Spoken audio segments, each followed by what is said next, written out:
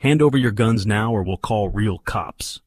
That's what they barked at me in my own garage, puffing their chests like they just stepped off some low-budget TV set. I've been through war zones, I've buried brothers overseas, and now I'm supposed to tremble because a few neighborhood punks in knockoff uniforms say so? I couldn't help but laugh. Halloween came early, and these kids thought paper badges and toy radios made them lawmen. The nerve of it, strutting around like they had any authority over me, like I'd just roll over and let them take what generations of my family fought to keep safe. Tell me in the comments, would you have played along or called their bluff? The moment I saw these clowns step onto my property, something felt off. Their uniforms looked official at first glance, but years of military training taught me to spot details. The fabric was too thin, the emblems caught sunlight wrong, and the way they walked, pure civilian swagger trying to play soldier. My garage door was wide open, morning sun streaming across my workbench where everything was organized with military precision. "Sir, we're here regarding neighborhood safety regulations," the tallest one announced, flashing his insignia like he was auditioning for a cop show. "I'm Troy Bennett with HOA Security Enforcement." His voice carried that forced authority you hear from mall security guards trying to sound important. The other two flanked him perfectly, clipboards ready, comms crackling with what sounded like police chatter, but felt completely wrong to my trained ears. I crossed my arms and studied their setup more carefully. Tools hung in perfect rows along my garage walls. My gun safe stood against the far wall, federal compliance seals clearly visible. These guys were eyeing it like sharks circling wounded prey. The whole scene felt like amateur hour trying to pass for professional law enforcement. Something about their positioning, their equipment, their entire presentation screamed bogus power to anyone with real military experience. HOA, Security Enforcement? I kept my voice level and controlled. Never heard of that department before. The middle guy, shorter with nervous energy radiating from every movement, started reading from official-looking papers. Something about Firearms Investigation Authority under subdivision regulations. The third one, built like a linebacker but moving like a civilian, spoke into his comm device using codes that sounded almost right but not quite, but then recognition wavered like heat on asphalt. That tall one. Where had I seen that face? I blinked twice, afraid my memory was playing tricks. Somewhere recent and completely civilian. The commercial, Bennett's Bargain Beds. That cheesy jingle about where dreams come true for the whole family. This phony officer was selling mattresses on television just last month, doing that ridiculous dance with the oversized pillow. "Hold up," I said, stepping closer to get a better look at his face. "Aren't you the guy from that furniture commercial? Bennett's Bargain Beds, where dreams come true?" I watched his face transform as recognition dawned on him. The color drained from his skin faster than water through a storm drain. His confident posture crumbled like a house of cards in a hurricane. His partners exchanged panicked glances like deer caught in headlights. One minute he was officer authority with his chest puffed out. The next he was Troy Bennett, the mattress salesman caught playing dress-up in his garage masquerade show. "I have no idea what you're talking about," Troy stammered, but his voice lost all that practiced authority he'd been projecting. The nervous guy kept shuffling his forged papers, trying desperately to maintain the charade. The linebacker was still talking into his handset, but now it sounded desperate rather than official. "Boys, that uniform material is thinner than a beer can," I said, examining their gear more closely and letting my amusement show. "Did you get these insignias from a cereal box promotion?" The metal felt hollow, cheap, trembling like paper foil. Real shields carry weight, substance, and authority. These were stage props pretending to pass for the real thing. Even the stitching on their uniforms looked like something from a Halloween store. Troy's desperation was showing now like sweat through cheap fabric. "Sir, you need to cooperate with our investigation immediately," he insisted, gesturing toward my gun safe like he had any authority whatsoever to touch it. Neighborhood protection requires proper firearms documentation and compliance. His partners moved closer, trying to use intimidation through positioning, but they looked more like mall security guards than real law enforcement officers. That's when I activated my phone's camera and started recording everything for evidence. 3, 2, 1. Military protocol activated. My army training kicked in completely and automatically. In Afghanistan, counterfeit authority could get you killed in a heartbeat. These amateurs were using the same intimidation playbook, just with different outfits and civilian targets instead of hostile foreign actors trying to infiltrate our operations. "Step away from my property immediately," I commanded, positioning myself between them and my belongings with military precision. Years of command presence training steadied my stance, though my hand trembled once. "You have zero legitimacy here or anywhere else." My USARMY command shirt wasn't just clothing anymore. It was a statement of real service versus their theatrical performance. The difference between authentic jurisdiction and costume fraud was becoming crystal clear to everyone watching. The nervous guy with the clipboard was sweating profusely now, like he was running a marathon. His falsified documentation was shaking in his hands like leaves in a windstorm. "Sir, these are official HOA enforcement papers," he tried desperately, but his voice cracked on every single word. The credibility was draining out of their entire operation like air from a punctured tire. Their confidence was evaporating faster than morning dew in the Texas sun. Troy tried one last desperate play to salvage his collapsing operation. "Backup units are en route to this location. You're obstructing official duties," he declared, but his voice cracked like a teenager trying to sound tough. His phony bravado was completely shattered now. The commercial actor was showing through the sham officer facade like bad makeup running in the rain. The jingle was probably playing in his head right about now. "Call your backup then," I said calmly, continuing to record everything for evidence and legal protection. "I'm documenting this whole theater production for posterity. Let's see how your supervisor feels about furniture salesman playing police officer." The linebacker had given up on his silent calm completely. The absurdity was overwhelming. 3 grown men playing dress-up, trying to intimidate a military veteran with knockoff insignias and bogus chatter from a toy store. From the driveway, I heard Diane's voice cutting through the tension like a knife through butter. "If you won't cooperate with our security team, I'm calling the real police to report an armed threat to our neighborhood," she announced dramatically. She stood there with her arms crossed, righteous indignation radiating from every pore of her being. Her performance was almost as theatrical as her sham security team's pathetic attempt at law enforcement impersonation. "Perfect," I replied, never breaking eye contact with Troy the mattress salesman. "Make that call. When real officers get here, we'll see who the actual criminals are." Within minutes of Diane's threat, my driveway transformed into some kind of twisted neighborhood stage production. Neighbors appeared from every direction, many clutching cell phones, all looking concerned. Some carried identical signs reading "Safety First" in the same handwriting, same crooked spacing, professional staging, amateur execution. Diane positioned herself at the center of this manufactured crisis, phone pressed to her ear. 911, I need immediate assistance. We have an armed veteran threatening residents' well-being." Her voice carried that dramatic tremor people use when they want to sound terrified but aren't really scared. I watched this performance with growing amazement. The woman was actually filing a false police report right in front of witnesses. "Ma'am, I haven't threatened anyone," I called out, making sure my voice carried to the gathering crowd. Several neighbors looked uncertain, glancing between Diane and me. "He's brandished weapons at local families," Diane continued into her phone, pointing dramatically toward my garage.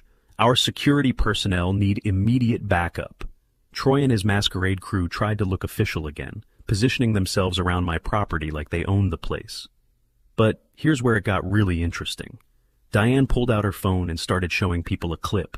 "Look at this reel," she announced to the crowd. "Him cleaning his weapons yesterday, threatening our peaceful block." I stepped closer to see what she was showing them. The recording showed me maintaining my firearms in my garage, but something was off. The angles twisted it so I looked like aiming outside. Clever manipulation, but clumsy work. Anyone watching close could see the seams between frames. "That's some creative editing there, Diane," I said loud enough for everyone to hear. "Hollywood would be proud of that special effects work." Several neighbors were squinting at the phone screen, trying to reconcile the footage with their actual memories of yesterday afternoon. Mrs. Patterson from next door stepped closer to examine the reel. "Wait, is that yesterday? I was gardening all afternoon. I never saw anything threatening." Her confused expression was priceless. Other neighbors started murmuring, comparing their memories to Diane's theatrical production. Troy stepped forward, trying to regain control of his collapsing operation. "Ma'am, we need to establish a perimeter for everyone's protection." He started directing neighbors to move back, using those fancy hand signals you see in action movies. The linebacker was nodding seriously, playing along with the enforcement theater. Neighborhood Tragedy Edition, I muttered, taking photos of the obvious staging. Look at those signs. Same handwriting, same crooked spacing. Did you make these last night, Diane? She shot me a look that could melt steel, but several neighbors were starting to notice the details I was pointing out. Young Tommy from down the street raised his hand like he was in school. His mother kept him close, but the kid was curious. Diane Carter, my mom says we moved here because it was safe. Are we not safe anymore? The kid's genuine concern made my chest tighten. These people were scaring children with their fabricated crisis. We're perfectly safe, I told Tommy directly, crouching down to his level, though my chest tightened. Some adults are just playing pretend right now. Diane's face flushed red at my dismissive tone.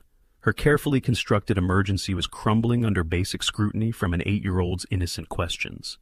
The nervous imposter was still shuffling his papers, but now he looked like he wanted to disappear entirely. Sir, these are official forms, he stammered, holding up sheets that probably came from a printer 5 minutes ago. The sweat stains under his arms were becoming visible through the thin uniform fabric. Official paperwork from what authority? I asked, stepping closer. What department issued these? What supervisor signed off? His mouth opened and closed like a fish out of water. No answers, just more prop pages that wouldn't survive 5 minutes of real scrutiny.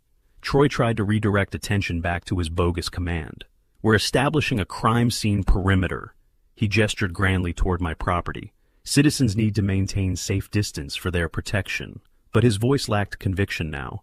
The commercial actor was showing through his sham officer performance again.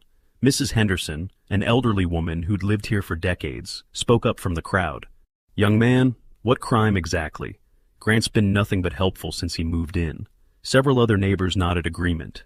Diane's manufactured consensus was fragmenting under questioning from people who actually knew me.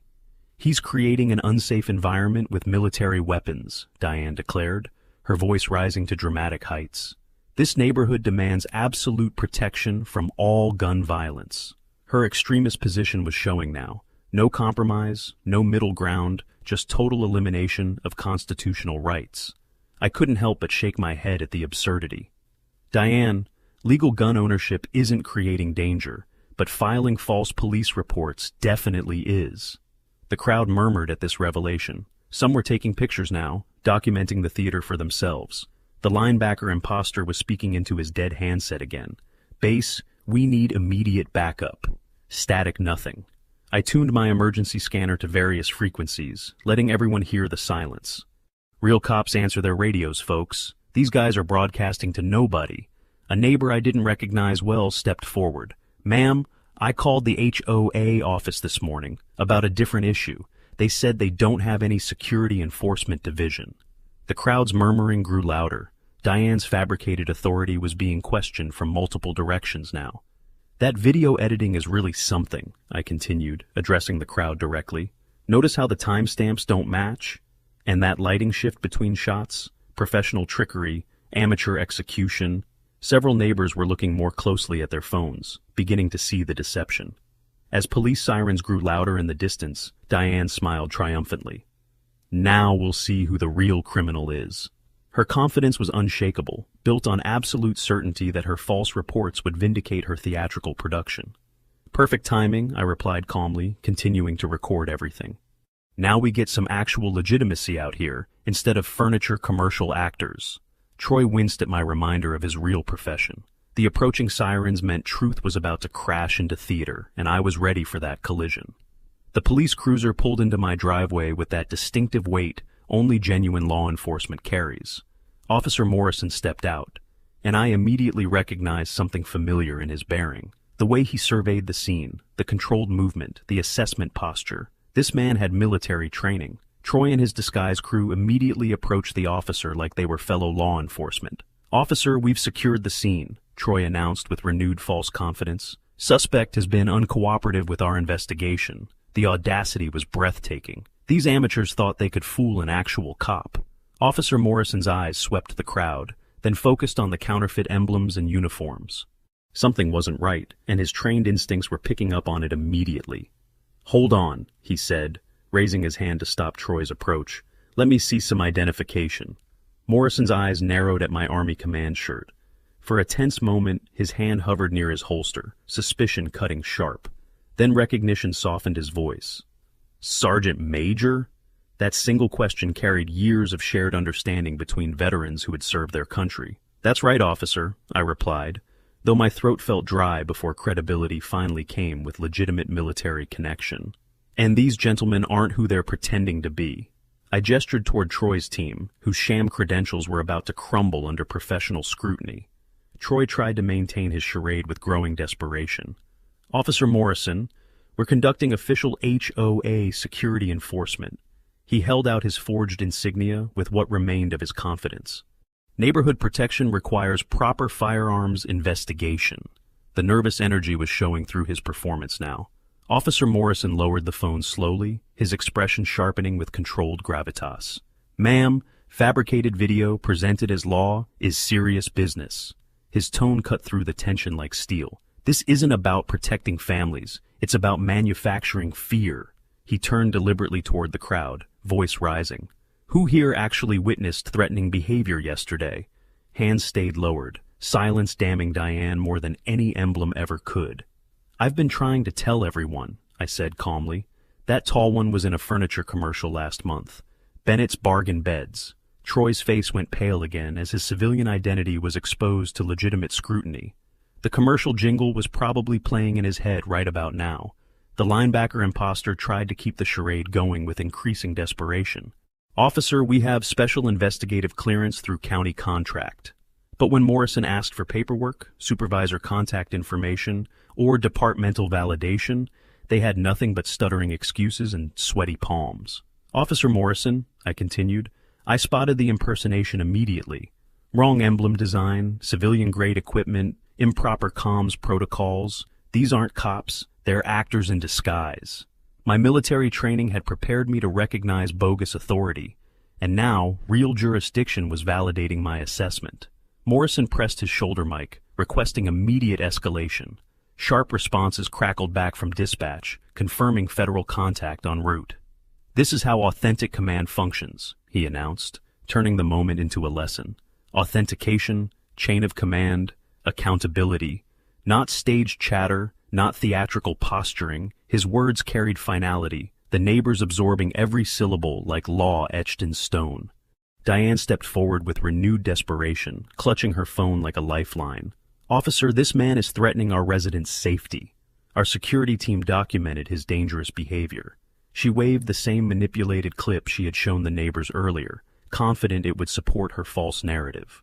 Morrison gave it the briefest glance, his veteran instincts cutting straight through the trick. Ma'am, this is clearly routine firearm maintenance. Nothing here is remotely threatening, his tone slicing Diane's claim like a blade through fabric. He's creating an unsafe environment, Diane insisted, her extremist position becoming clearer with each statement. This neighborhood demands complete protection from all gun violence. Her absolute stance was showing now, no compromise or middle ground whatsoever. Officer Morrison turned back to Troy's team with increasing command. Let me make this simple. Show me your department contact information, supervisor names, and legal authorization for this presence. The silence was deafening. They had stage props, not legitimate credentials. Funny how they can't answer basic validation questions, I observed, maintaining my recording. Real law enforcement doesn't mind supervisor calls. In fact, they welcome checks. The imposters were trapped between their exposed charade and approaching legal consequences. Troy made one last desperate attempt to salvage his operation. Officer, we have special clearance through private security contract. But Morrison's professional experience was cutting through every excuse. Private security had specific limitations, and impersonating police officers was federal crime territory. Private security cannot impersonate law enforcement, Morrison explained to the crowd. These insignias, uniforms, and radio equipment are designed to deceive civilians into believing they're police officers. That's a federal crime. The crowd was watching this exchange with growing understanding. Their neighbor's theatrical emergency was being dissected by professional command. The staging was obvious now, the manipulation exposed, the false claims crumbling under scrutiny. Morrison's comms crackled with genuine police communications. Dispatch, I need a detective and federal contact for possible civil rights violations. The pretenders exchanged panicked glances. Their charade was about to become a criminal investigation with serious consequences. "That's Detective Walsh's area," Morrison explained to me privately. "Civil rights violations involving counterfeit law enforcement." His professional knowledge was expanding this situation beyond local theater into federal crime territory. Troy was sweating profusely now, his furniture salesman identity completely exposed. His team was backing away from the property, realizing their impersonation had legal consequences they hadn't considered. Playing cop had seemed clever until real cops arrived. "Officer Morrison," I said, feeling professional vindication, "I appreciate genuine command recognizing the difference between legitimate and phony insignias." The veteran connection had provided instant credibility and professional respect that couldn't be manufactured. Morrison nodded with understanding and growing concern. "Sergeant Major, your assessment was completely accurate. These men committed serious crimes today." The bogus authority was demolished, the real investigation was beginning, and justice was finally taking shape. As Morrison placed Troy's team under investigation, he asked Diane the crucial question that would determine her fate. "Ma'am, did you hire these men knowing they would impersonate police officers?" Detective Walsh arrived with the kind of mobile command unit that meant serious federal business was about to unfold. This wasn't a neighborhood dispute anymore, or simple property disagreement. Federal agencies were taking active interest, proof tables were being set up with professional efficiency, and my simple property dispute was rapidly becoming a criminal inquiry with national implications.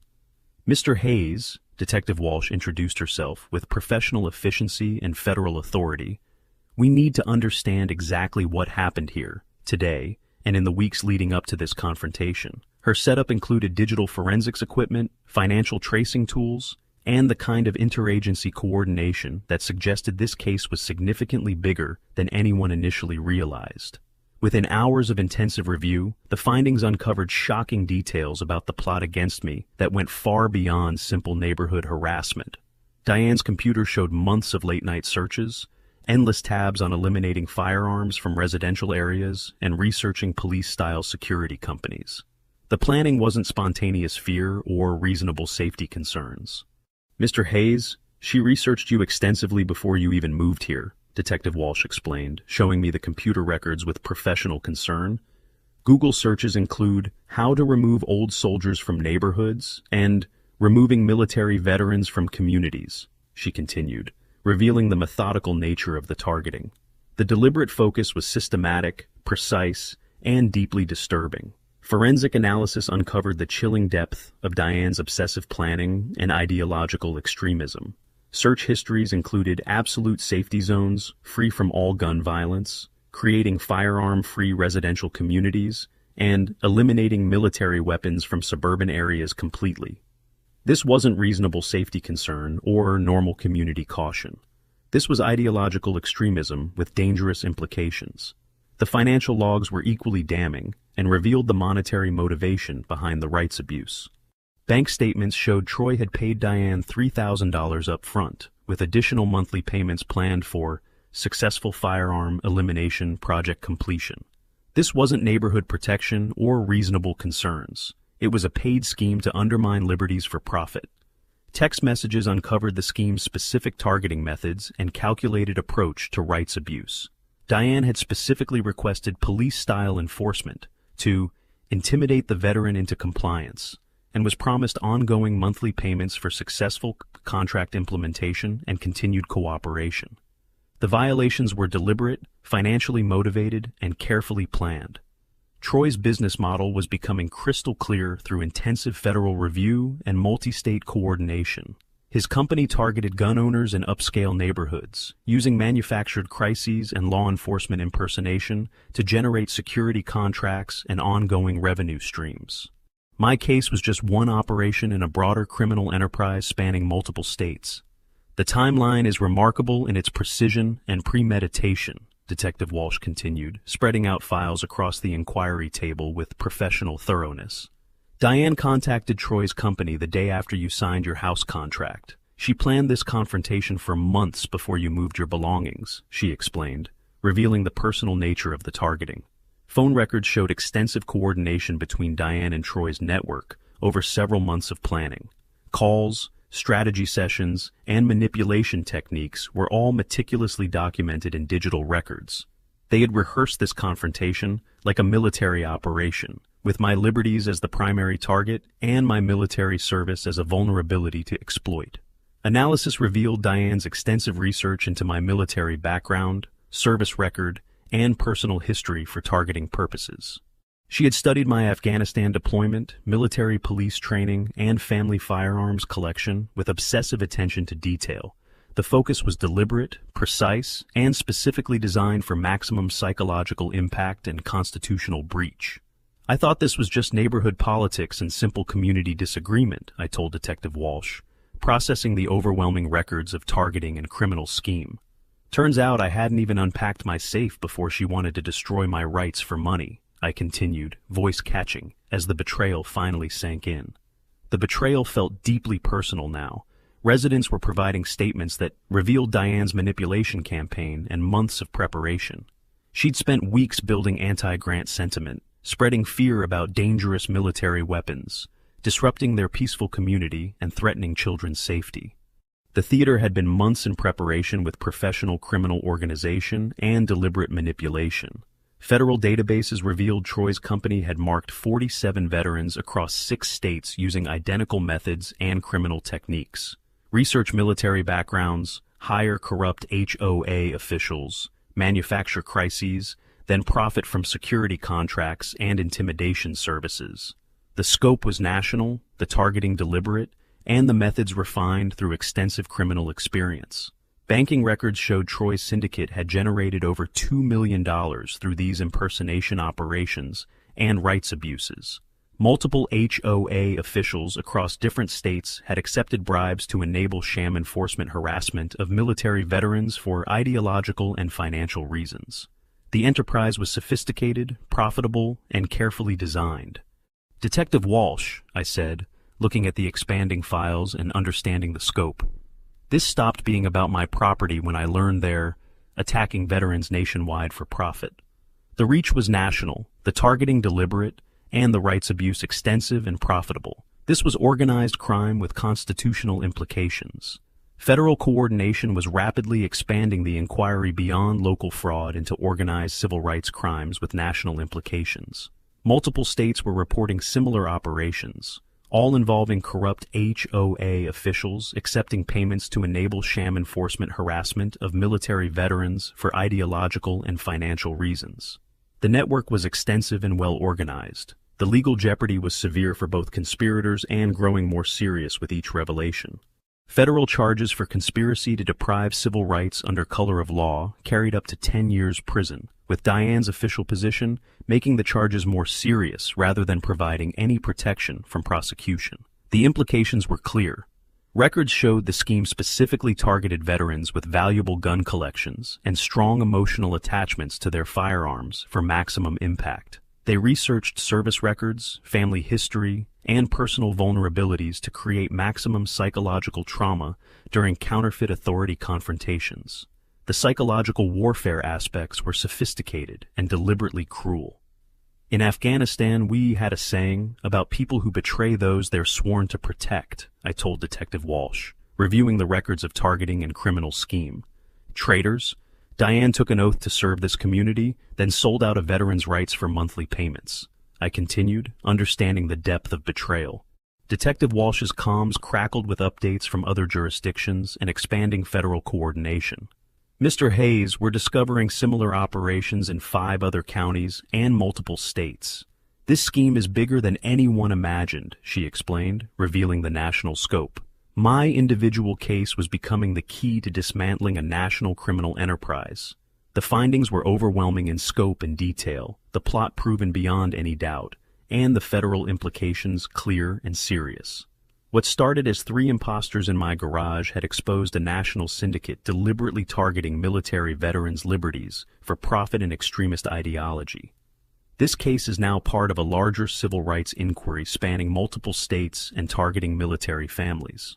The community center had never seen anything like the packed emergency meeting that followed. Troy, facing serious federal charges, decided to launch a desperate credibility strike against me.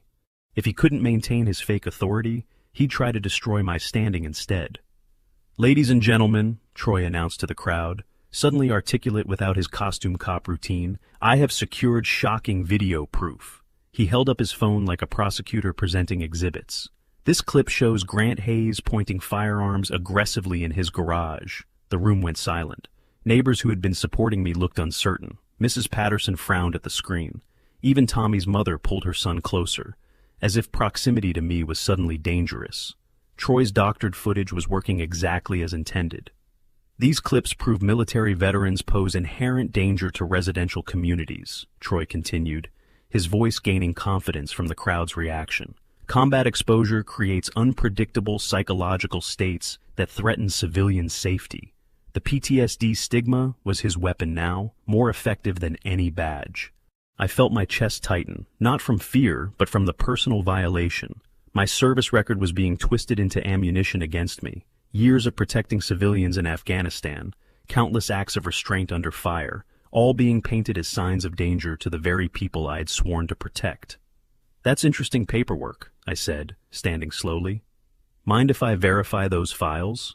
My voice carried the controlled tone I had used when dealing with hostile situations overseas. "Because the military has verification hotlines for service history." Troy's confidence wavered slightly, but he pressed forward with growing desperation. "Mr. Hayes has been witnessed shouting threats at neighbors after dark." He gestured toward the rear of the room with theatrical gravity. "One resident confirms dangerous late-night behavior. The personal attack was deeper than anything he'd attempted before. Using community gossip against me, weaponizing the fears that follow families when rumors spread unchecked. The cruelty was breathtaking in its calculated precision." "Stop right there," interrupted a voice from the back. Military counselor Dr. Rebecca Stone had arrived, carrying advanced forensic analysis equipment. "Mr. Bennett, that video is digitally altered and unreliable."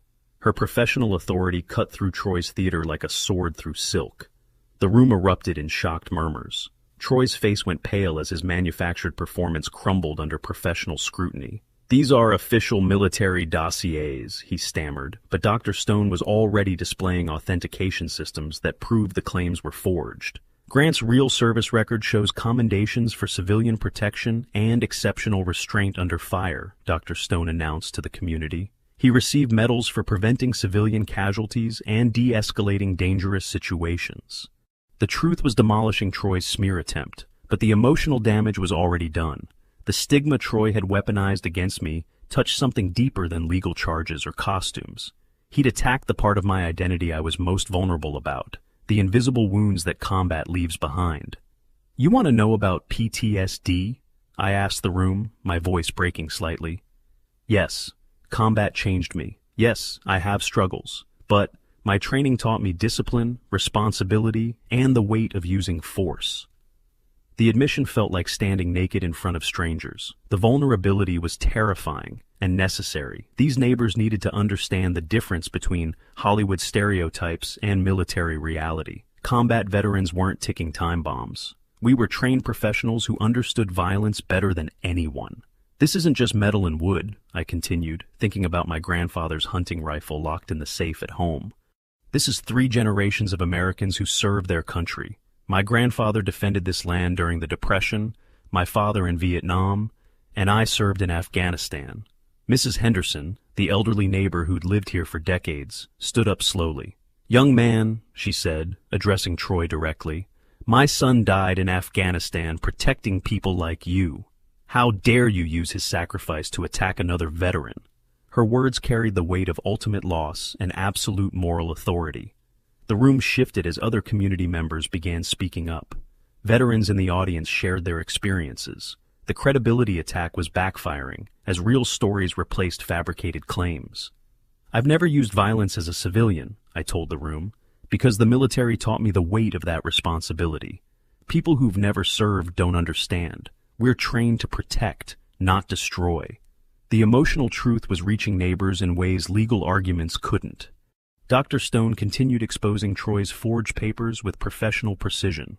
Every page of these counterfeit records contains errors that prove they're manufactured. Real military inquiries follow specific protocols, use particular language, and require multiple authentication signatures. Troy's medical claims were particularly offensive. Suggesting that PTSD made veterans dangerous to civilians ignored decades of research showing the opposite. Veterans were more likely to help neighbors, volunteer in communities, and protect others than cause harm. Mr. Bennett, Dr. Stone addressed Troy directly, your bogus psychological evaluations contain terminology that hasn't been used in military medicine for 15 years. These assessments are fraudulent. Troy realized his credibility strike had failed completely. Facing exposure of his forged material and growing hostility from the community, he attempted to leave the meeting. But Officer Morrison was waiting at the exit, ready to detain him for questioning about falsified papers.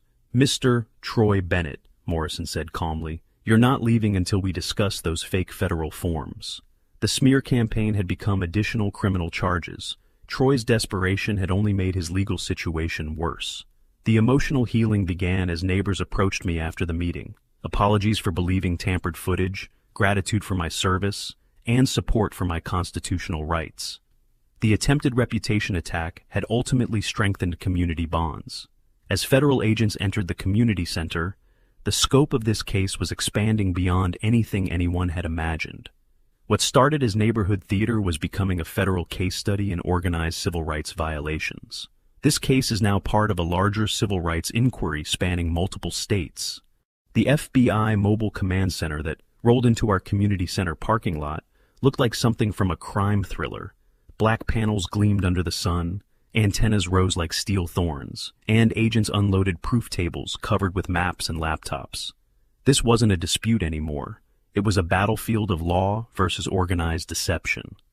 "Mr. Hayes," Special Agent Rodriguez introduced himself with crisp authority, "your case has exposed a multi-state syndicate spanning 6 regions."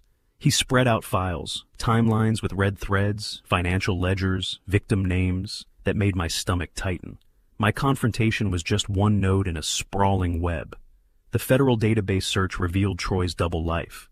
He wasn't just a salesman moonlighting as a phony cop. He was already wanted in 3 states for impersonating officers and harassing veterans.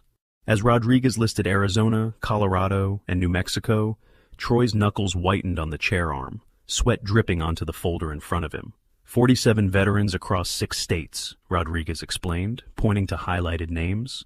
All targeted the same way. Same badges, same scripts, HOA officials taking bribes. The cruelty was industrial, not improvised. It was a franchise of intimidation, run with chilling efficiency. Federal records showed Troy's criminal background was extensive. Warrants in Arizona for posing as federal agents, charges in Colorado for fraudulent security contracts, and probes in New Mexico for organized harassment of military families. The man was a professional predator, specializing in veteran abuse. My mind struggled to process the implications. "I thought this was just Diane being extreme about neighborhood safety," I told the agent. "Turns out it's the HOA version of organized crime." And the personal attack on my liberties was actually part of a national scheme. Financial trails showed millions flowing through Troy's operation. The model was coldly consistent. Study service records, identify veterans with heirloom firearms, then unleash staged emergencies to terrify them into submission. Diane leaned forward, trying to look composed, but her hand trembled when the phrase "complicit civil rights crimes" echoed through the room. The syndicate's precision was undeniable. Computer files mapped out service histories, family photos, even property layouts. They didn't just harass, they profiled. Agent Rodriguez gestured at my file. "Your command background, your collection, your deployments, this made you a primary target." It wasn't paranoia, it was design. Then came the unexpected twist. On a live call, veteran Michael Torres from Arizona stared at the camera and pointed instantly. "That's him. Same bogus badge, same radio chatter. He tried it on me 2 years ago." The room froze. A stranger hundreds of miles away confirmed the fraud in real time. Rodriguez leaned closer, his tone sharpening. "Mr. Bennett, your cover is broken. That furniture ad? It wasn't just embarrassing. It exposed you to every jurisdiction you've been running from." Troy's mask slipped, his eyes darting like a trapped animal. Diane's turn came next. "Mrs. Carter," Rodriguez said, "hiring fugitives to impersonate police makes you an accomplice in rights violations." Her lips pressed thin, her voice cracked on a weak denial. The HOA title she clung to now sounded like an anchor dragging her under. The community impact was expanding beyond my neighborhood. National media attention brought scrutiny to HOA overreach everywhere. Stories were emerging from other communities about private authority abuse, liberty violations, and the need for stronger protection of individual freedoms. If there was an Oscar for phony cops, Troy would win, I muttered, snapping photos of confiscated badges. But this isn't theater. This is about veterans' protections being sold out for contracts. The crowd murmured in grim agreement. Federal court proceedings were moving rapidly. The documentation was overwhelming, the breaches clear, and the plot undeniable.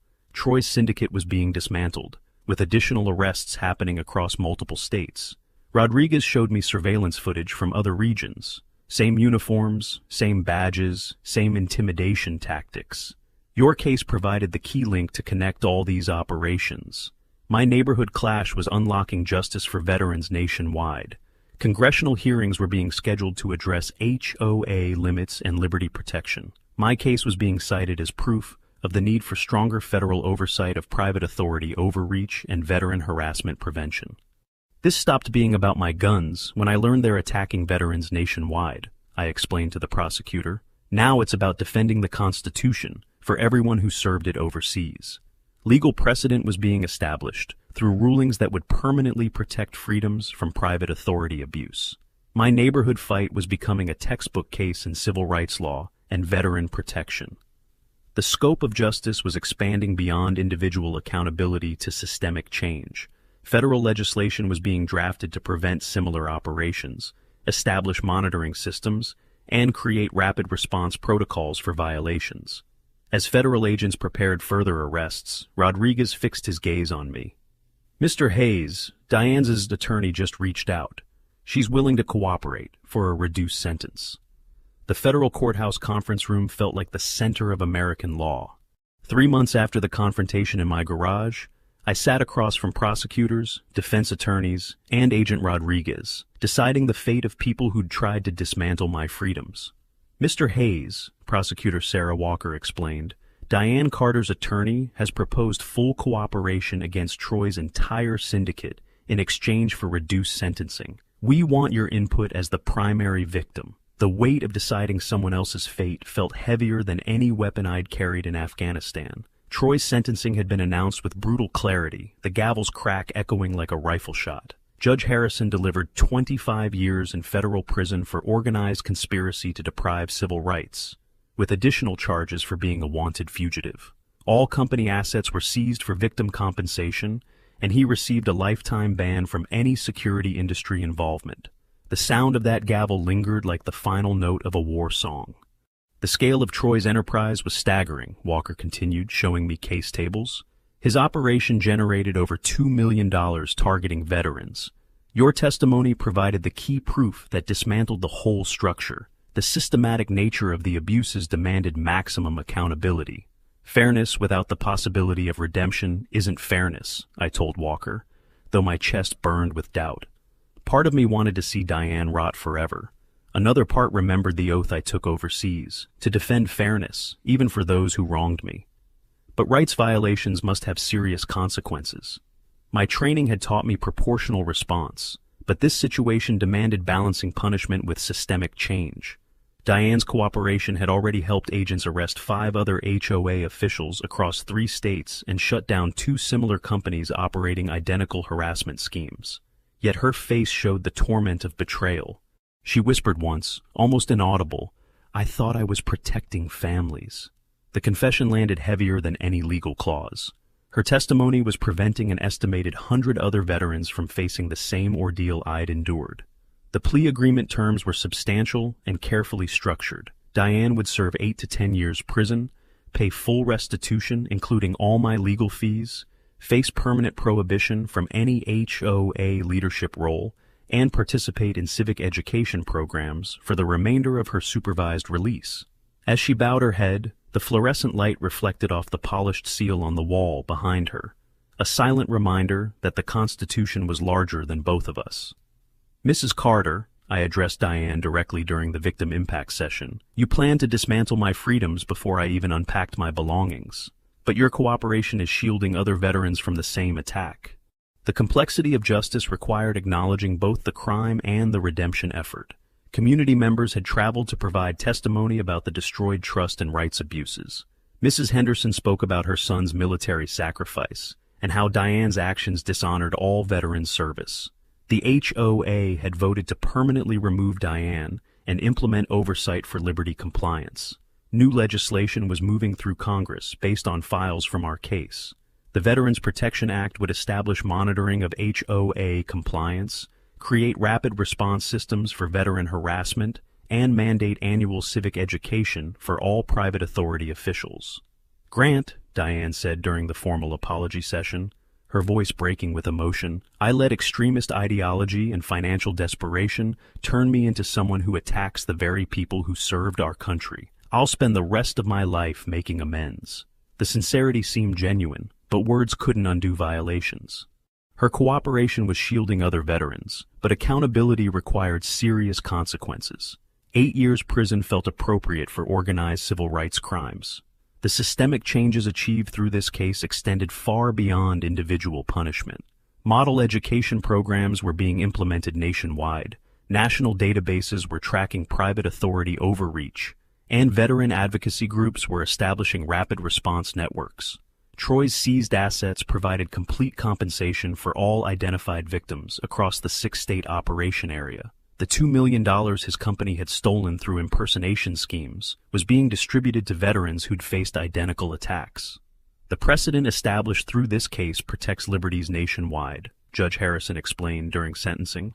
Private authority cannot override individual freedoms through manufactured emergencies or corrupt officials.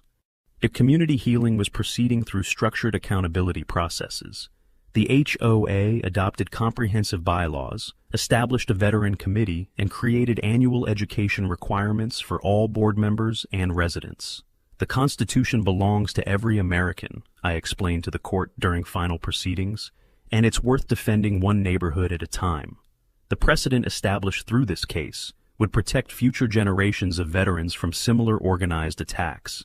Legal rulings were being cited in courts nationwide.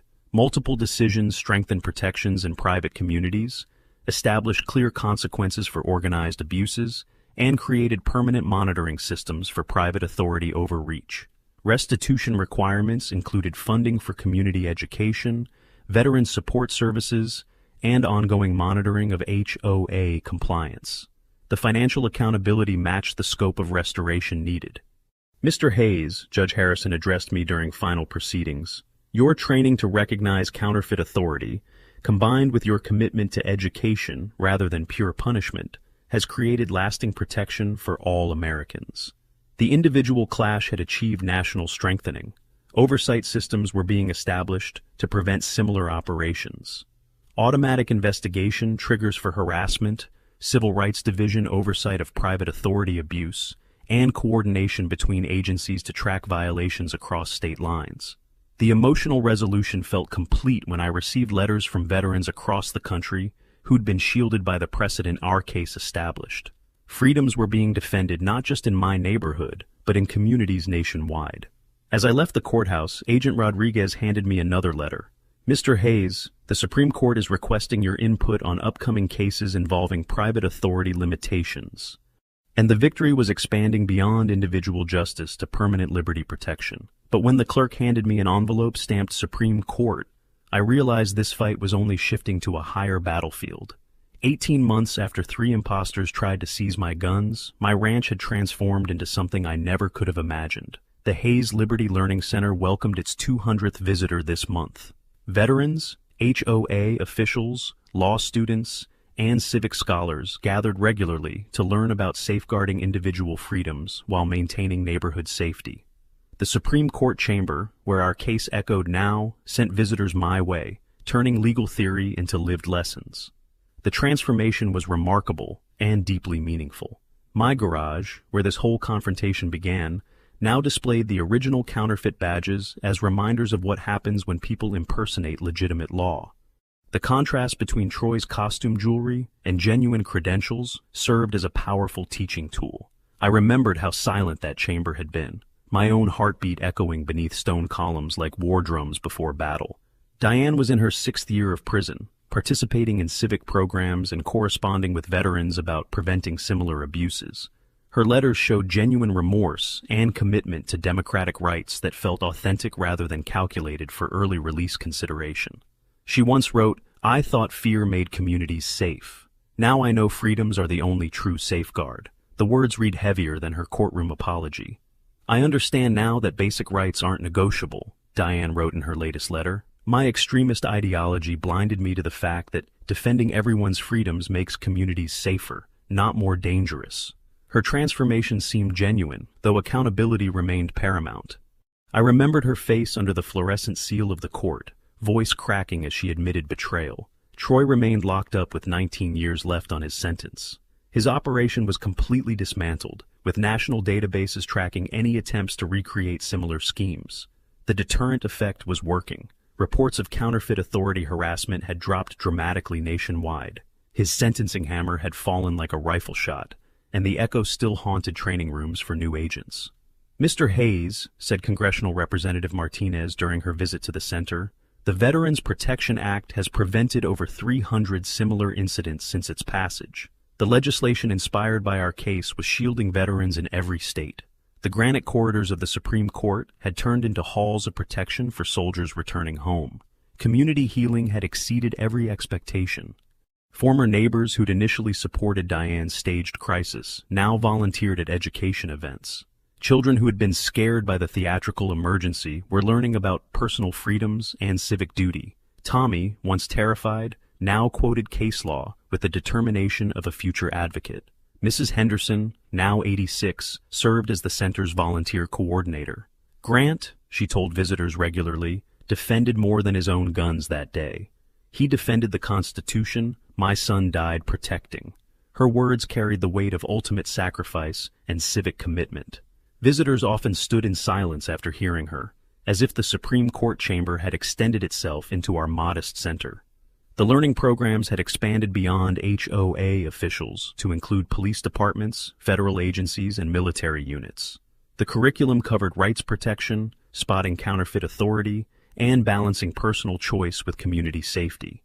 Law professors said my lectures captured what legal texts couldn't, the feeling of palms damp on a podium when freedom itself was on trial. "I never imagined fighting for my gun safe would become teaching civic law," I told the quarterly gathering of monitors. "But every veteran who serves overseas to guard freedoms shouldn't have to fight for those same rights when they come home." My voice shook slightly, like in that chamber when HOA counsel painted playgrounds under siege to justify stripping liberties. Oversight systems established through our case were working effectively. Automatic investigation triggers for veteran harassment, rapid response networks for civil rights breaches, and permanent monitoring of private power created safeguards unimaginable before our clash. The shadow of that first gavel now guided policy, not intimidation. The veteran network that formed during the national inquiry had grown into a cross-country alliance.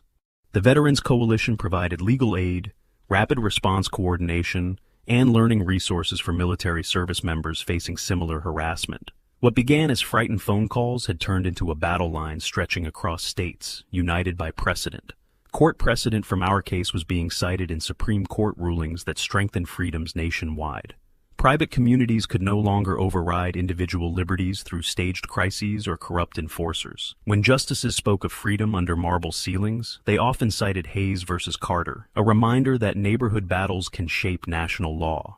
The funny thing about HOA disputes, I reflected during a law school lecture, I thought they were just about fence heights and landscaping rules. Turns out some of them involve military-style operations against personal rights. Students laughed nervously, then scribbled notes, because the joke was already case law. My grandfather's hunting rifle, the family heirloom that had sparked this entire confrontation, now sat in a place of honor in the Learning Center. 3 generations of American military service represented in wood and steel, protected by civic teaching rather than defended through conflict. Light through the window sometimes cast the rifle's shadow across the bronze plaque, like history bowing to law. Agents still used our case as training material for spotting organized civil rights schemes.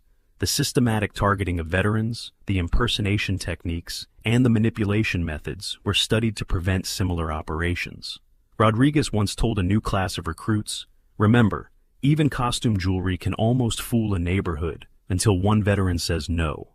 Scholars visited regularly to research private authority limitations and individual rights defense. Our neighborhood clash had generated academic papers, legal analysis, and policy recommendations that strengthened democratic institutions nationwide. In debates, they quoted phrases I'd uttered with shaking hands, now immortalized in casebooks. The emotional healing felt complete when Tommy, the young neighbor who'd been frightened by Diane's staged emergency, enrolled in law school with plans to specialize in civil rights. Fear had been transformed into future advocacy. He promised me one day he'd argue a case before the same stone bench where my pulse once thundered. Every American deserves to live free in their own home, I told the latest group of HOA officials attending mandatory education. That freedom requires understanding the difference between genuine authority and costume party intimidation. Their pens scratched furiously, the same way counsel had when the Chief Justice warned, "Freedom erodes when fear governs." Unity had replaced the division that once threatened our neighborhood. Annual learning events brought families together to study personal freedoms, civic duty, and the balance between individual rights and collective safety. The once divided lawn signs were now replaced by banners quoting the Bill of Rights. Prosecutors continued using our case to train attorneys in civil rights abuses involving private actors. The precedent established clear consequences for organized schemes and created permanent safeguards. Rodriguez said each briefing ended with a slide of my garage door, captioned, "Where False Authority Died." The Hayes Liberty Learning Center quickly became a destination for those who cared about defending democratic freedoms. Thousands visited to learn about rights, veteran protection, and the vigilance needed against counterfeit power. The same garage door, once misused by impostors, now framed schoolchildren, reciting the First Amendment, turning a private clash into public strength. Each evening, I passed the steel gate where false authority collapsed, breathing in the scent of cut grass and permanence. My hand always touched the bronze plaque by my door, Hayes Liberty Learning Center, dedicated to defending every American's right to live free. Those words reminded me that real victory wasn't about a rifle or a garage. It was about proving freedom stands taller every single day. If you're still watching, tell me in the comments what you felt during this story, what you'd change, and if you think I earned a thumbs up.